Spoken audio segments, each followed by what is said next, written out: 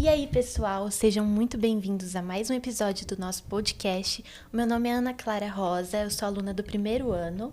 Eu sou o Joaquim Job, eu sou do primeiro ano também. E hoje nós vamos conhecer a história de uma pessoa que transformou desafios em oportunidades e é referência quando o assunto é produção de alimentos de qualidade e sustentabilidade. A gente está aqui com o Ricardo José Schiavinato. Ele é o proprietário da Fazenda Sula e da marca Nata da Serra. Durante o episódio de hoje, a gente vai conhecer um pouco mais sobre essas duas coisas muito importantes. Vamos conhecer um pouco sobre a trajetória, desafios. Ricardo, para a gente começar, conta um pouco da sua história. Trabalhar com o campo sempre foi um sonho ou foi algo que veio mais ou menos assim com o tempo? Teve apoio da família? Porque eu estava lendo que o seu pai, ele é dentista, né? E eu acho que é muito interessante porque, como eu estava falando com o professor Ebrahim, normalmente, principalmente na nossa cidade, muitas pessoas tocam fazendas de anos assim, que foi do bisavô, e você foi o começo. Eu acho isso muito legal, a gente ter contato com uma pessoa assim. Conta um pouquinho pra gente. Bom, primeiro agradecer, né, a oportunidade aqui. Acho espetacular poder estar conversando com vocês. Vocês são a nova geração e é importante vocês terem, né, conhecer as histórias das pessoas para poderem também criar, né, uma massa crítica para poder entender como é que é toda essa trajetória de qualquer profissão, né? No meu caso, eu sou agrônomo. Mas eu gostaria de contar um pouquinho da minha história, que é o seguinte. Minha família, como você já falou, meu pai é dentista. Tá? Meu bisavô, também só para vocês saberem, é imigrante italiano aqui de Serra Negra. Mas a minha família toda foi embora daqui. A minha avó foi embora daqui. Meu pai nasceu em Valinhos, né, que é uma cidade do lado de Campinas. Mas os tios ainda moravam aqui e sempre teve uma relação, né? A juventude do meu pai foi muito aqui em Serra Negra. E ele criou essa relação, né, sempre com Serra Negra. Eu sou valinhense também, nasci lá em Valinhos, tive oportunidade, né? Meu pai, como dentista, me ofereceu muitas possibilidades, né? Então eu fui um jovem que tive muitas possibilidades, estudei em boas escolas,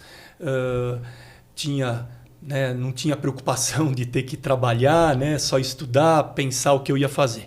Bom, e eu acompanhava muito o trabalho do meu pai. Eu ia muito no consultório dele, acompanhava o trabalho dele. Nós somos em 4 irmãos, né, eu sou o terceiro filho.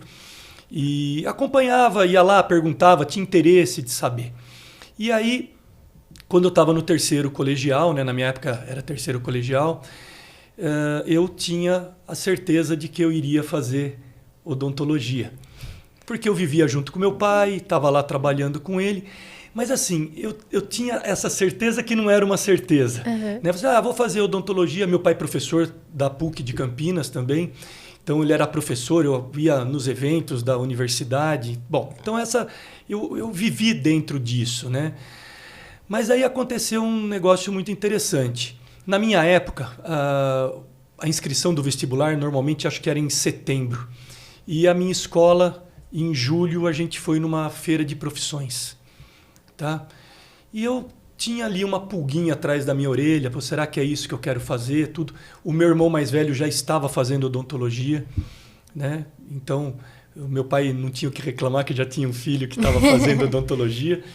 Mas aí, o que aconteceu? Eu fui nessa feira de profissões e tive contato com agronomia. E foram 2 eventos, essa feira e um conhecido do meu pai, um amigo do meu pai, que era agrônomo.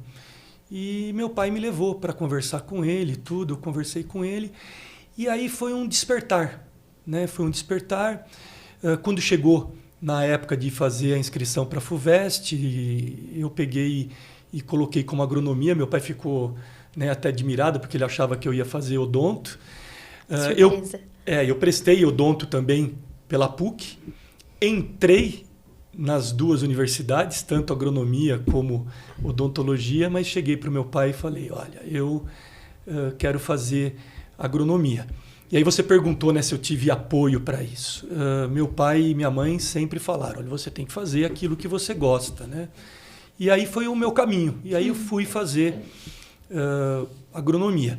Mas até então não existia a propriedade agrícola, tá? A propriedade agrícola, por isso que eu contei a história lá no começo, que a minha família tinha uma relação aqui com Serra Negra, porque meu pai, quando eu já estava no 4º ano de faculdade, estimulado de ver eu voltar da universidade, todo animado com relação à questão da agronomia, ele pegou e falou assim, olha, eu vou comprar um pedaço de terra. Foi uma questão dele também proteger o dinheiro dele, foi um investimento para ele, né, dele também, e de uma certa forma me encaminhou, né?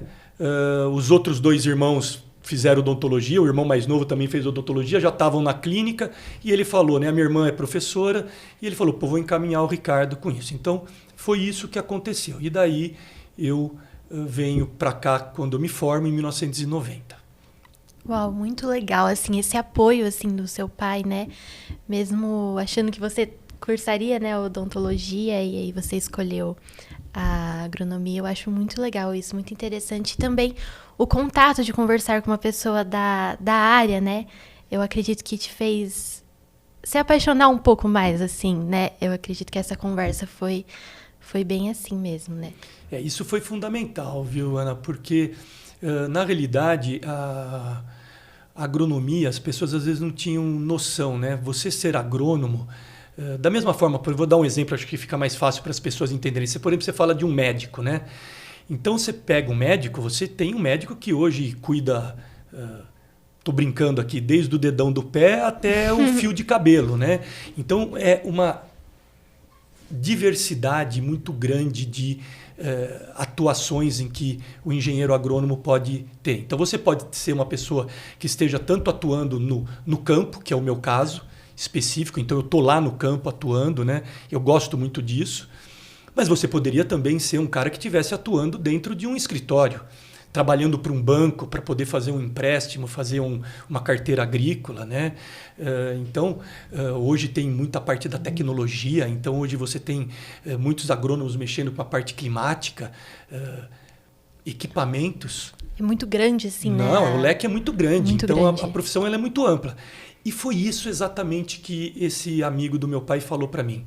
Cara, você tem um leque enorme de possibilidades dentro da agronomia. E foi isso que também me estimulou. E aí, quando eu fui fazer a faculdade, eu me encontrei, né? Me encontrei. E sou muito feliz de ter feito agronomia. Ai, que legal. Eu acho que nós jovens, a gente precisa, sim, ter contato com pessoas que trabalham na área que a gente tem desejo, né, de trabalhar. Porque, às vezes, a gente só vê a teoria daquilo e acha que é o que a gente tem vontade de fazer, mas a hora que a gente vai vendo na prática é totalmente diferente. E eu acho que é isso também que faz com que os jovens, assim, eles se decepcionem, né, no momento que escolhe um curso, assim, né. Mas eu fico muito feliz que você conversou e aí com o curso se encontrou ainda mais, né. E conta um pouco como foi o começo, assim, da fazenda, de quando seu pai comprou a propriedade. Então, olha, você estava falando e eu estava aqui pensando, né? Já você fazendo a pergunta, eu pensando. Então, primeira coisa, uma coisa é a gente se encontrar naquilo que a gente quer. Eu acho que eu sou um privilegiado com relação a isso, de saber aquilo que eu queria. Como também eu vejo o meu pai, como eu vejo os meus irmãos, né? A minha irmã, que é professora, e ela gosta disso. Então, e como muitos outros profissionais. Mas eu tenho que deixar claro para vocês que é uma caminhada, né? E essa caminhada ela nem sempre é muito fácil, tá? No meu caso, eu gosto muito de dar exemplos, né? Até por causa da minha família, que a minha família teve uma influência muito grande em todo esse trabalho, né? Da Nata da Serra, né? Que é o seguinte, por exemplo, os meus irmãos, eles pegaram um negócio de uma certa forma pronto, né? Uma clínica que já estava funcionando. E tinha uma outra questão, que eles, se tivesse uma dor de barriga, vamos dizer, estou aqui com o dente de uma pessoa para tirar e deu errado, abri a porta, do lado estava o consultório do meu pai, né? A minha história foi muito diferente disso. Muito diferente, porque meu pai, dentista, meu pai não tinha conhecimento nenhum de agricultura, né? E quando a gente se forma, tem uma questão muito importante que é o seguinte, a gente tem o conhecimento, a gente aprendeu, né? Tem todo aquele conhecimento que foi passado para a gente, mas tem uma questão que é muito importante, que é a vida do dia a dia, né? A prática de uma propriedade agrícola, porque daí eu não era só o agrônomo daquela propriedade agrícola. Eu era o dono, eu que tinha que comprar, eu que tinha que vender, eu que tinha que organizar todo o trabalho, entendeu? Então, isso foi desafiador. Aí é uma questão importante. O gostar, né, daquilo que você faz é fundamental, porque senão eu teria ficado no meio do caminho. Né? Então, esse começo do trabalho, você montar um negócio novo, isso não é só numa propriedade agrícola, qualquer negócio. Você montar um negócio novo, ele não é fácil. Então você precisa de muito planejamento, você precisa de muito, muito, muito suor, né? Então trabalhar bastante, né? E a propriedade agrícola, quando meu pai comprou, apesar de ser uma terra muito boa, era uma terra que quando nós compramos estava totalmente degradada. E a gente foi fazendo um trabalho de recuperação. E assim, você planta uma árvore, hoje, tem árvores que demoram 10, 15, 50 anos. Né? Então é um trabalho que você tem que... Só que você tem que dar o primeiro passo. Então, foi isso. Então, assim, o começo foi muito desafiador.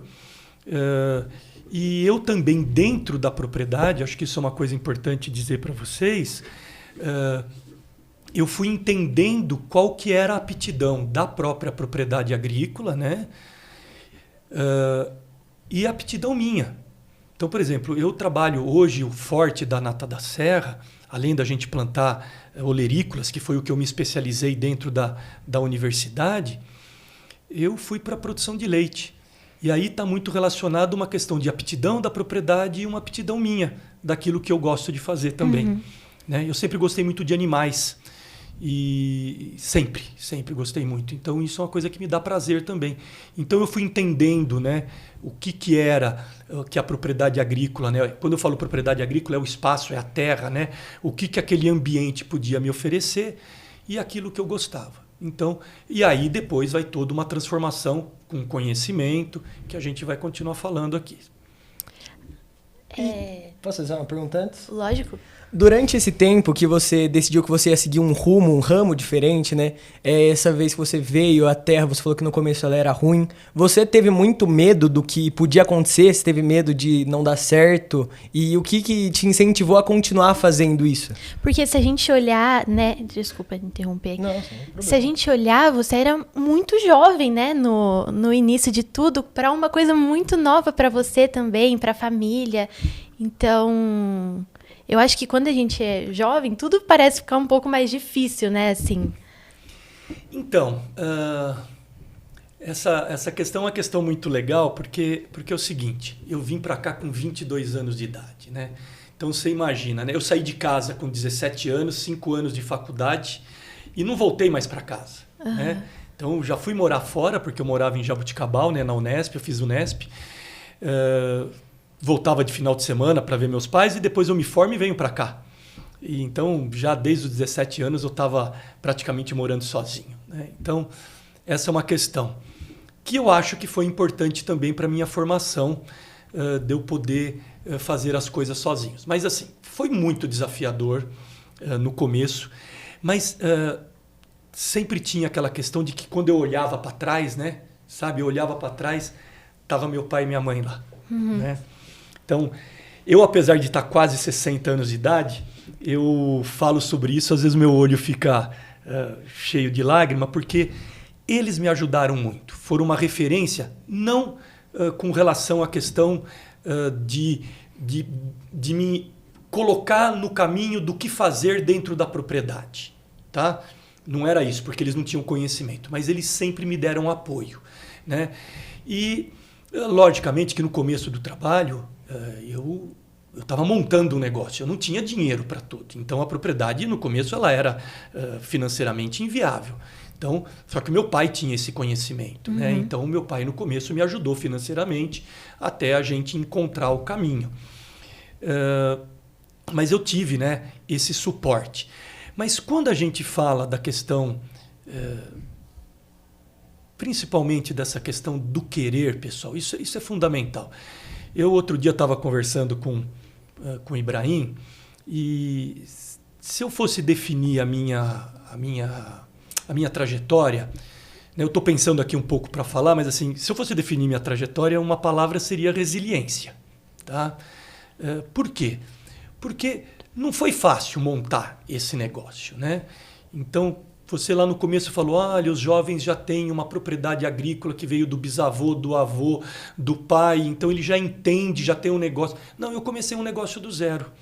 E aí não foi fácil. Então, eu quero dizer que para vocês o seguinte, o que me levou a ter continuado, né? Que essa é a tua pergunta, né? Eu gostava daquilo que eu estava fazendo. Eu tinha uma oportunidade que me foi dada. Isso sempre teve no meu radar. Eu acho que isso é fundamental. Às vezes eu vejo pessoas que não dão valor a isso. Isso é uma coisa que me deixa, às vezes, muito chateado. Deixa passar, né, as oportunidades, assim, né, que tem. E outra coisa, meu pai me deu o mais difícil naquela época, que era ter uma propriedade agrícola, comprar uma terra, né? Entendeu? Tem gente que passa uma vida e não tem um pedaço de terra. Não dá para deixar passar isso, né? Então, assim, lógico, eu gostava, me deu oportunidade e eu queria tocar minha vida, né?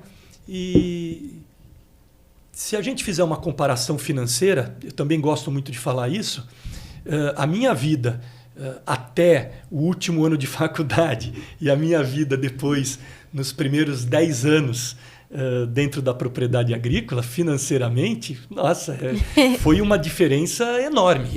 Só que para baixo, né? Eu caí de nível, negócio impressionante, né? Mas eu sabia que tinha um tempo, né? Essa é uma questão da agricultura, da pecuária, né? Você tem um tempo para que o negócio tenha a sua maturação, né? Tá bom? Porque eu acho que as coisas realmente elas levam um tempo, né? E você se dedicar, entendendo que você não estava com as mesmas condições, mas que um dia aquilo ia melhorar, isso é muito bonito. As pessoas, elas não continuam, né? Elas desistem no primeiro desafio, na primeira coisa, elas choram e falam, não quero mais, assim. Então, conta pra gente, assim, aprofundando, quais foram os maiores desafios, assim, para lidar com o solo e a fazenda, né? Porque, como você disse, estava degradada essa palavra? Isso mesmo, degradada. Estava degradada. Então, vamos lá. Então, vamos falar um pouquinho sobre a história do trabalho, né? E aqui tem também, só para falar para vocês, uma cronologia. Eu volto da faculdade, né? E o que eu aprendi na faculdade? Então, assim, hoje o que eu faço foi uma mudança de rota muito grande, tá? Né? Assim, a rota que eu estava daquilo que eu vim da faculdade para agora mudou muito. Mas só para vocês entenderem o que aconteceu. Eu, quando saio da faculdade, e aí tem a ver com o que eu faço hoje, né? Eu fui treinado dentro da universidade por um modelo de produção. E não que esse modelo de produção esteja errado, tá? Mas era um modelo de produção do quê? De você monoculturas, né? Então só um tipo de cultura, grandes extensões de área, muita mecanização, alta utilização de insumos externos, então você compra tudo de fora, né? Bom, aí eu venho para uma propriedade agrícola que não é grande, tá? Uma propriedade pequena, com relevo mais, né, ondulado. Como é que você coloca mecanização? Como é que você coloca um monte de trator? Como é que você coloca uma colheitadeira? Primeiro que não dá. Aí você não tem grandes áreas para plantar, então a monocultura fica complicada. Então quer dizer, esse pacote que eu chamo de pacote tecnológico moderno, né, que eu estou falando, que é esse que eu aprendi muito na faculdade, ele é um pacote. Você precisa ter todos esses elementos para que o negócio funcione. E essa é uma agricultura que dá certo no Brasil. Lógico, a gente poderia discutir um pouco aqui das questões ambientais e de contaminação, mas a gente vai hoje para o Mato Grosso, para o Goiás e para o próprio interior do estado de São Paulo. O que a gente vê? No interior do estado de São Paulo a gente vê cana, tá? Grandes extensões de cana. Então é um modelo produtivo, tá? Que está aí, está rodando, está funcionando, não sei o quê. Só que para a nossa região não é isso, né? E eu venho com essa cabeça de montar esse modelo, esse pacote tecnológico numa propriedade que não conversava com esse pacote tecnológico. E aí eu tive muito problema. Bom, aí o que aconteceu? Eu vim para cá em 90, quando chegou em 96 para 97, eu estava com muita dificuldade financeira, mas daí muita dificuldade financeira. E aí eu já estava preocupado que eu poderia criar problema até para o meu pai, né? Porque eu já tinha feito empréstimos, financiamentos, e o negócio não estava girando, e o negócio dava prejuízo. Era isso que acontecia, dava prejuízo.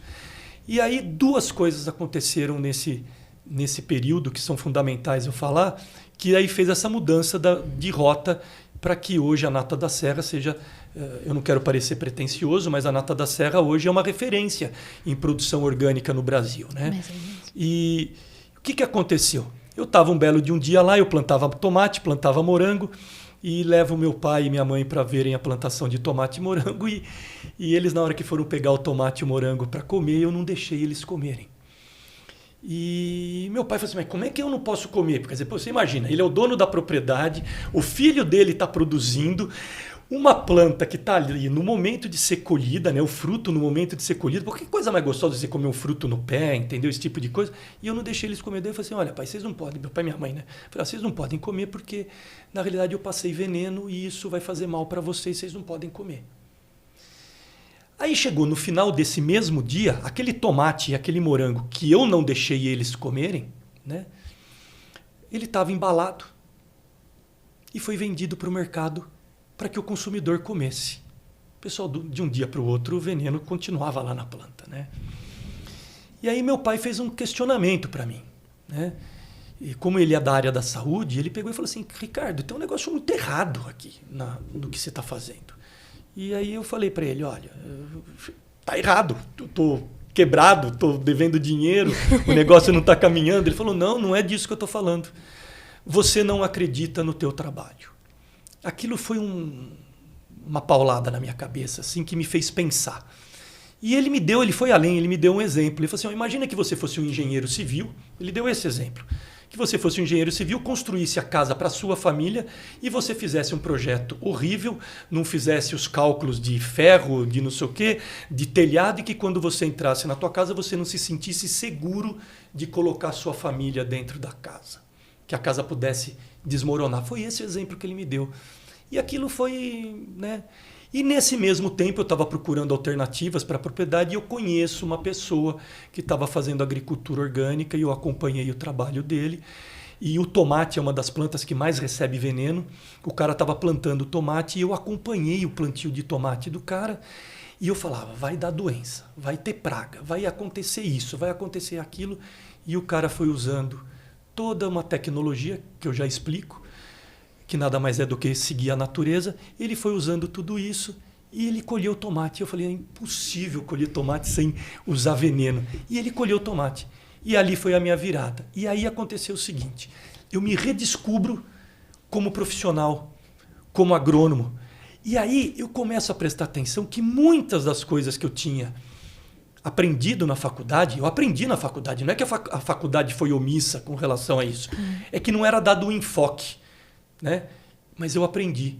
E aí eu comecei a juntar, a ligar os pontos, né?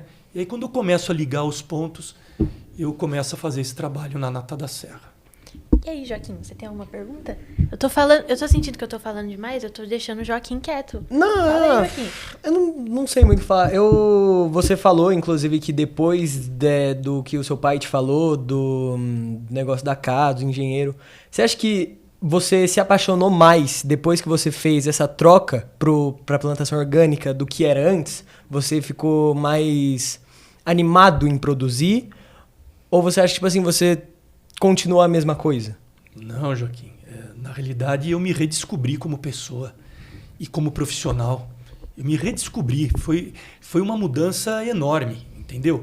E por que essa mudança?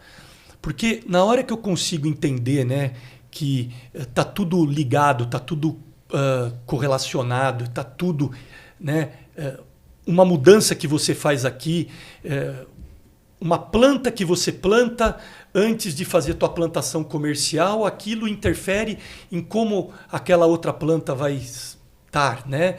Então, exemplo, só para vocês entenderem. A gente começa a fazer adubação verde. A pessoa usa adubo químico. Hoje você tem plantas que adubam o teu solo.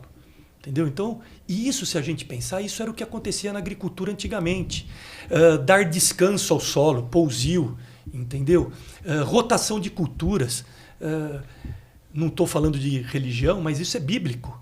Na própria Bíblia fala sobre rotação de culturas, né? De pousio, deixar descansando. Né? Então você planta, no 7º ano você deixa descansando e depois volta a plantar de novo. E eu fui utilizando todas essas técnicas. Insetos que controlam outros insetos. Entendeu? Na realidade, quando a gente tem uma praga, é porque nós criamos um desequilíbrio.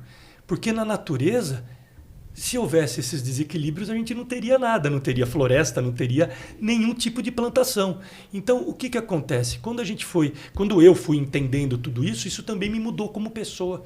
Porque eu passei a entender que as minhas ações, né, como pessoa, como profissional, entendeu? Como patrão, como marido, entendeu? Isso interferia nas outras pessoas, nas outras coisas. Então, isso foi muito importante para a minha vida. E eu passei a ser muito mais feliz, né, com a profissão, e tanto que até hoje, né? Então nós estamos aí de 97 para cá, já são quase 30 anos produzindo orgânico. E assim, essa paixão pelo que você faz, eu acho que é o que faz todas as pessoas levantarem da cama, né, hoje. E conta pra gente, assim, no começo, na prática, como foi parar de usar os agrotóxicos? Porque eu, assim, pelo pouco conhecimento que eu tenho da agronomia, agrotóxico e agronomia tá sempre, sabe, assim, ligado. Como foi, assim, esse começo? Não, então, foi desafiador. Não tem como não ser desafiador. E aí é fácil de entender. Se você tem um sistema desequilibrado, por você ter um sistema desequilibrado, você vai utilizar os agrotóxicos, tá bom? É basicamente isso, pessoal.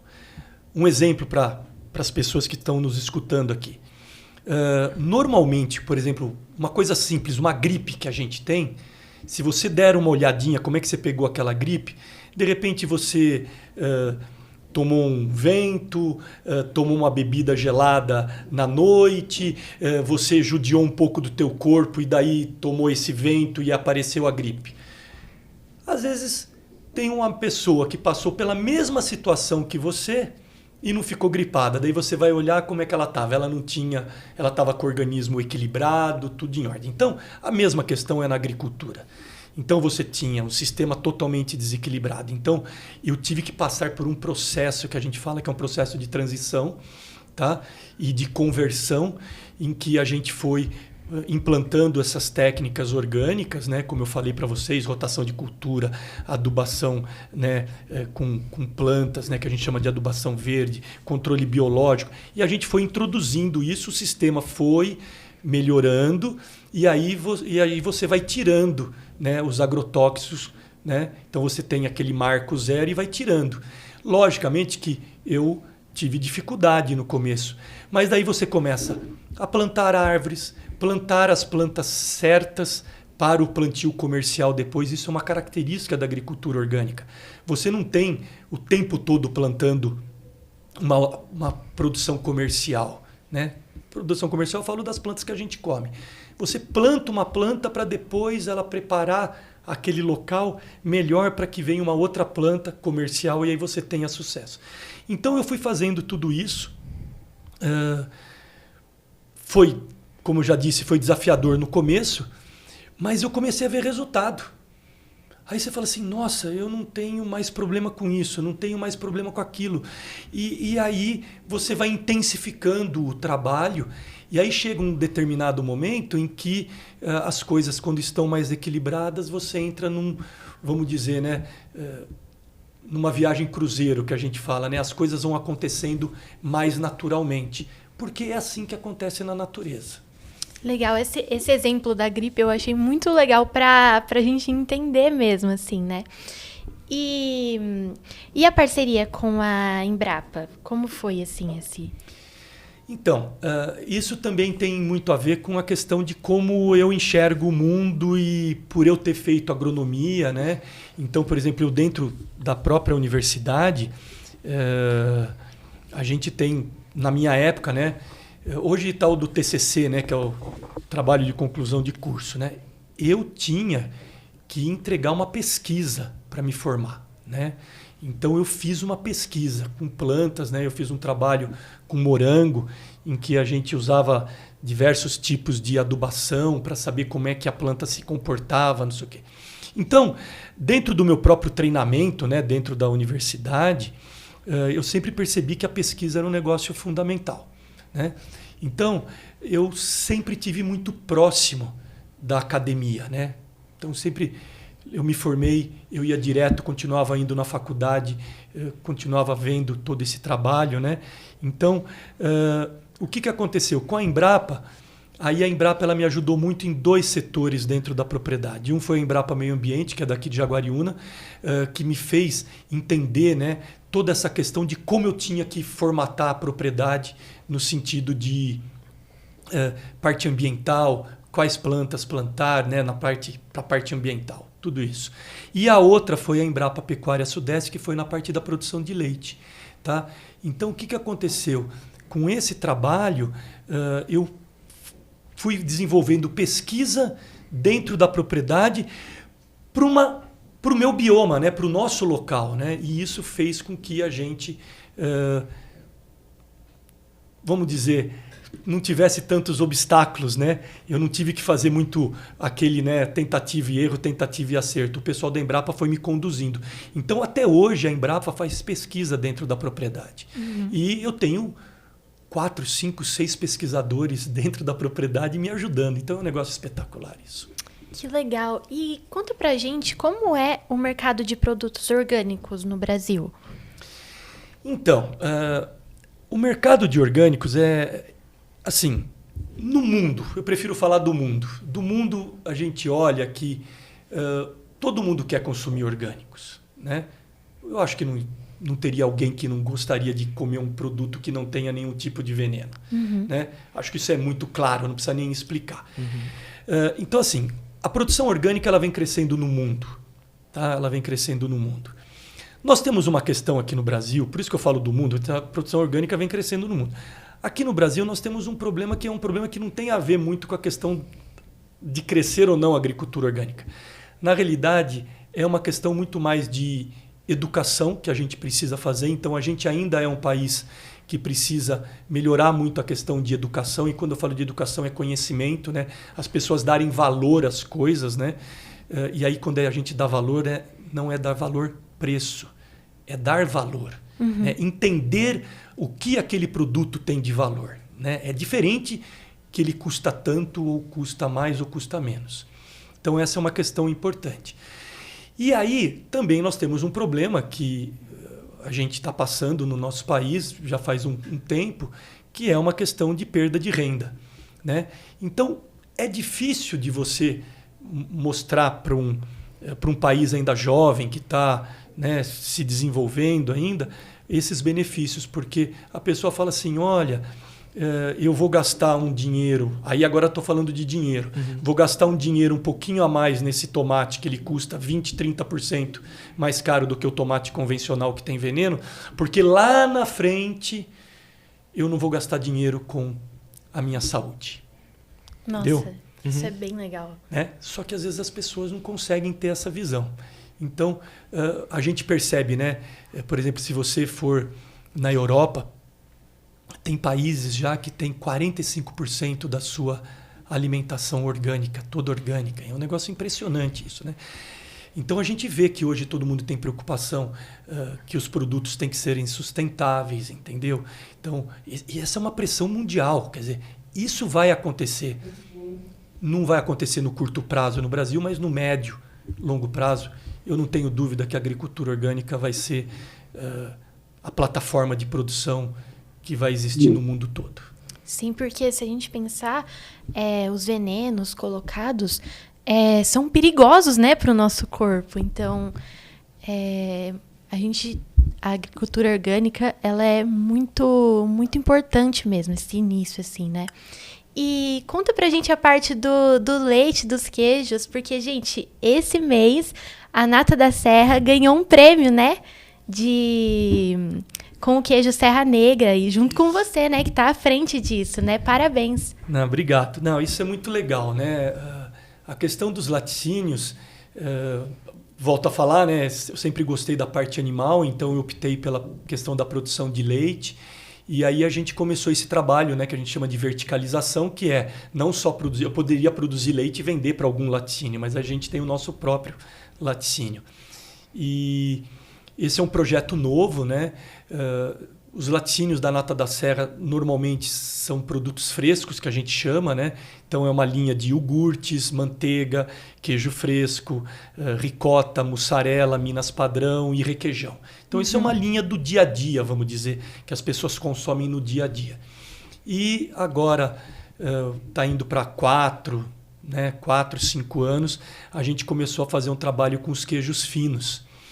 E esses queijos a gente chama de queijos de longa maturação. Então é um queijo que você faz e ele vai para uma câmara fria com uma temperatura controlada, né? Aí já é uma temperatura que não é para... A gente fala que é uma câmara fria, mas não é aquela temperatura baixa. Então normalmente esse queijo ele fica numa temperatura de 14 graus e ele fica com uma maturação acima de 6 meses. E nesses queijos maturados, né, os queijos finos, existe um ataque de fungos e bactérias da nossa região, do nosso ambiente, né, que são estimulados dentro desse ambiente que a gente controla, e eles acabam dando um paladar, né, específico para o queijo. E o primeiro queijo que a gente fez, né, que é um queijo autoral, eu quis dar o nome de Serra Negra, né, porque... eu sou valinhense, mas recebi o título de serrano, né? Eu sou serrano já. Então, eu tenho Serra Negra no meu coração. Meus filhos foram criados aqui, nasceram, são serranos. Então, eu quis fazer essa homenagem. E, por incrível que pareça, esse queijo ganhou um prêmio. Agora nós recebemos uma medalha de bronze, né? No campeonato mundial dentro da categoria desse queijo. Então, assim, foi muito legal. E o legal de falar, gostaria só de falar um pouquinho sobre essas questões do que é um queijo orgânico, do que é um leite orgânico. As pessoas não entendem muito isso, né? Porque a pessoa fala assim, mas a vaca recebeu agrotóxico? Não, mas a gente tem que entender que o que a vaca come, né, pode ter recebido agrotóxico, então essa é uma questão.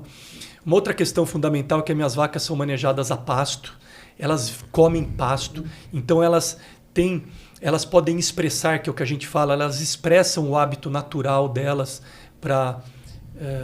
da sua vida, então elas que escolhem a comida, né? Uma vaca que está dentro de um estábulo, que está dentro de um galpão fechado, que ela está confinada, as pessoas acham que aquela vaca está confinada, está com ar-condicionado, está escutando Mozart, que aquilo é bom para a vaca. Pessoal, se a gente der a opção para a vaca, ela ficar dentro do galpão, climatizado, escutando música, e ela ir para um pasto, aí deixar bem claro, um pasto de qualidade, ao ar livre, e ao invés de escutar Mozart, não estou reclamando do Mozart, tá? Mas ela escutar passarinhos, isso é a vida do animal, entendeu? Nós mesmos estamos nos desconectando da natureza. Nós temos que pensar nisso um pouco. Mas vamos lá, só para terminar a história do leite. Então o que acontece? As vacas também não tomam nenhum tipo de alopatia. Elas são tratadas com homeopatia, com fitoterápicos. A gente tem uma preocupação muito grande de como o animal, né, vive, o bem-estar dele, como eu expliquei agora. Então a alimentação, a relação entre os animais. As pessoas... não sabem, dentro da vida das vacas, né? Ela tem a vaca que é a líder, você tem aquela vaca que é a mais quieta, a mais brincalhona, entendeu?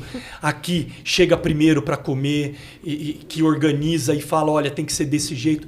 Isso é natural, né? As personalidades, né, das vaquinhas. Sim, mas é muito legal isso, né? Então isso é muito legal. E é isso mesmo, é a personalidade de cada uma, né? Então a gente deixa elas expressarem isso, Tá? E, logicamente, que toda essa vida desse animal, dessa forma, que não recebe nenhum tipo... Por exemplo, a gente não aplica veneno para carrapato. A gente dá homeopatia para a vaca. Então, as pessoas precisam entender isso. O cara foi lá e aplicou um veneno para carrapato na vaca. Esse veneno vai para onde, pessoal? Vai para dentro da corrente sanguínea do animal e vai sair aonde? Vai sair nas fezes, vai sair na urina e vai sair no leite. Uhum. Tá? Então, a gente precisa entender isso. Quando você dá um hormônio para uma vaca para ela produzir mais leite, esse hormônio vai sair aonde? Vai sair no leite. Então, a gente não tem isso. Então, a gente não tem contaminantes. Então, para finalizar aqui, o que acontece? Esse leite, isso daí é pesquisa. Aí, voltando lá na história da Embrapa, olha só que interessante. A gente fez pesquisa no leite da Nata da Serra. E não é aquela tabela nutricional que a gente vê em todos os alimentos. Na realidade, a gente foi a fundo entender o quê? Como é que é a gordura, como é que é a proteína, quais são os elementos e as substâncias que estão dentro do leite. E a gente percebeu um negócio espetacular, que é o quê? Nós temos mais ômega 3, nós temos mais ácido linoleico conjugado, que é um antioxidante, que é anticancerígeno. Nós temos mais beta-caroteno. Beta-caroteno todo mundo vai saber o que é. Você pega aquele ovo de galinha que tem a gema bem amarelinha, alaranjada, é porque essa galinha comeu o quê? Comeu comida natural e teve beta-caroteno. O beta-caroteno também é um antioxidante. Uhum. Então, pessoal, nós temos um produto de qualidade superior. Isso é legal.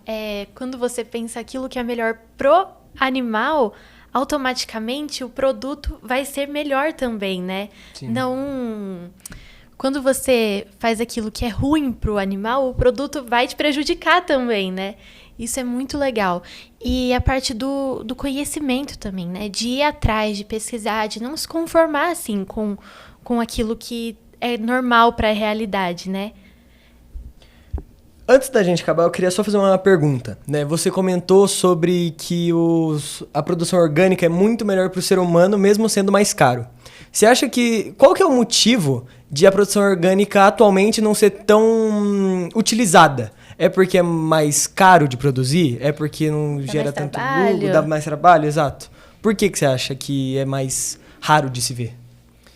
Não, então, na realidade, essa questão do preço, só que você começou pelo preço, né, porque é mais caro, na realidade a gente tem que pensar o que é mais caro, né? O que é mais caro? É a gente dispor do dinheiro agora ou ter que dispor muito mais dinheiro lá na frente? Eu falei da questão da saúde, isso é uma realidade. Tem outras questões que eu queria dizer aqui rapidamente, mas é o seguinte, a agricultura orgânica, ela internaliza, o que é internalizar? Nós colocamos tudo dentro da produção. Então, por exemplo, quando eu planto uma árvore, quando eu preservo o meio ambiente, quando eu faço uma mata ciliar para proteger o curso d'água, por exemplo, aqui em Serra Negra, não sei se vocês sabem, mas boa parte da água de Serra Negra vem do bairro da Serra, entendeu? E na realidade o córrego, um dos córregos que fornece água para a Serra Negra é o córrego que está dentro da minha propriedade, que nasce lá. A gente tem recarga de água dentro da minha propriedade para esse córrego. Né? Então, quando teve a crise hídrica, todos os vizinhos nossos aqui passando dificuldade com água e Serra Negra não teve dificuldade com água. Uma boa parte dessa água está nascendo lá no bairro da Serra e nasce na minha propriedade. Sim. Então, se te faltasse água, o que iria acontecer? Iria ficar mais caro, tá? A água, não o alimento, entendeu? Então, veja. Então, o que está acontecendo? Na agricultura orgânica, a gente internaliza custos. Na agricultura convencional, a gente externaliza custos. A gente tira esse custo. O cara vai lá, degrada o solo, não protege água, não sei o quê. Quem é que está pagando? Não é ele. Quem está pagando é a sociedade. Na agricultura orgânica, nós estamos, de uma certa forma, o produtor, pagando por isso. Porque nós estamos fazendo um trabalho ambiental para a sociedade toda. Tá? Então, essa é uma questão importante. Mas eu acho que ainda... aqui no Brasil, é muito mais uma questão cultural e de conhecimento, tá? De educação, para que as pessoas consigam cada vez mais consumir orgânicos. E aí, logicamente, é um produto que precisa de mercado, precisa ter gente comprando para ter gente produzindo. Mas, por exemplo, a produção orgânica no Brasil vem crescendo. Ela vem crescendo. mas ela está crescendo muito mais para exportação do que para o mercado interno. Tá? São essas questões que eu... Agora, é muito mais trabalhoso, tem tudo isso, mas, pessoal, trabalhar faz bem. Sim. Né? Faz muito bem. Assumir a bronca mesmo, né? Tipo assim, eu vou pagar por isso, né? E como, além da alimentação, como a sustentabilidade ela ajuda as pessoas, a cidade, assim? Então, olha, eu dei um grande exemplo aqui da questão da água. Mas vamos pensar aqui na nossa cidade, que é uma cidade turística, né? Então, a gente tem que sempre pensar isso. Serra Negra é uma cidade turística. O que hoje as pessoas estão querendo? Se conectar, né, ao meio ambiente. Isso é uma realidade, pessoal. As pessoas vêm de São Paulo, elas vêm ávidas por isso. Então, eu vejo nas experiências que eu tenho lá dentro da propriedade, né? A gente voltou agora a fazer um trabalho de abrir a propriedade de novo. Eu já fiz isso muito, agora voltei a fazer. Né? As pessoas são ávidas a ter essa experiência. Então, se você tem uma propriedade que não é sustentável, que não tem árvore, que não tem tudo bonitinho, que ecologicamente não está correta, as pessoas não gostam. Mas quando você planta uma árvore, quando você protege o morro, quando você tem reserva legal, quando você tem mata ciliar, você começa a ter o quê? Mais animais, mais pássaros, né? Você controla moscas, você controla insetos, você abre espaço para ter os grandes felinos, que às vezes as pessoas falam, nossa, que perigo. Não, mas a gente tem um outro perigo hoje, que é o quê? As capivaras, né? Que a gente precisa entender, né? Que é um animal que é protegido, a gente tem que respeitar, mas ele está hoje desequilibrado. Por que está desequilibrado? Porque não existe mais o predador dele. Então, quando a gente fala da sustentabilidade, é uma questão ampla. Né? Tem a questão do ar, entendeu? Assim, eu vejo pessoas chegando lá na Nata da Serra e a pessoa respira assim, nossa, eu não sinto esse cheiro na minha cidade, entendeu? Então, a sustentabilidade é um negócio muito grande. Então, a produção, porque nós não podemos parar de comer, né, pessoal? Então, deixar bem claro. Então, a produção agrícola, ela não pode parar de existir. Só que nós temos que fazer uma produção agrícola de uma forma melhor, né? Mais sustentável, mais benéfica ao ser humano, sem prejudicar o ser humano e sem prejudicar a sociedade. Eu queria só dar o último exemplo aqui, que isso também tem a ver com a pesquisa da Embrapa. Uhum. Olha só que interessante, foi feito agora, isso é recente, eu ainda nem estou divulgando, vocês aqui vão ser, acho que um dos primeiros lugares que eu estou falando isso. Aí, ó, tá importante. Não, tão mesmo, olha, é muito legal de falar isso. A gente fala muito hoje dos gases do efeito estufa, né? E a gente fala do aquecimento global, questão da sustentabilidade, né? Sim. Que nós podemos... Tem gente que fala, né, que são catastróficos, que o planeta pode acabar se a gente passar 2, 3 graus de aquecimento, esse tipo de coisa. Então, o que acontece? Existe uma discussão muito grande dentro da própria produção de leite, porque as vacas têm aquela história do arroto e do pum da vaca, né? Que libera metano, esse tipo de coisa. Isso é uma realidade, mas nós também liberamos, tá? Nós também liberamos. Mas aí o pessoal fica questionando isso. Só que quando você não pode enxergar a vaca só o ser a vaca. A vaca realmente solta pum e arrota e libera metano. Só que quando você tem um sistema orgânico de produção de leite orgânico em que você planta árvores, que você melhora o solo, que você tem mais matéria orgânica no solo, você tem, de novo, mata ciliar, reserva legal, áreas de reflorestamento, o pessoal da Embrapa veio fazer uma pesquisa dentro da propriedade, está testando isso e testou dentro da minha propriedade, em que eles achavam que a Nata da Serra seria uma propriedade de produção de leite de baixo carbono. O que significa isso? Que a gente, apesar de ter uma produção, né, de animais, a gente produziria pouco carbono para a sociedade, emitiria pouco carbono para a atmosfera. Emitiria pouco carbono para a atmosfera.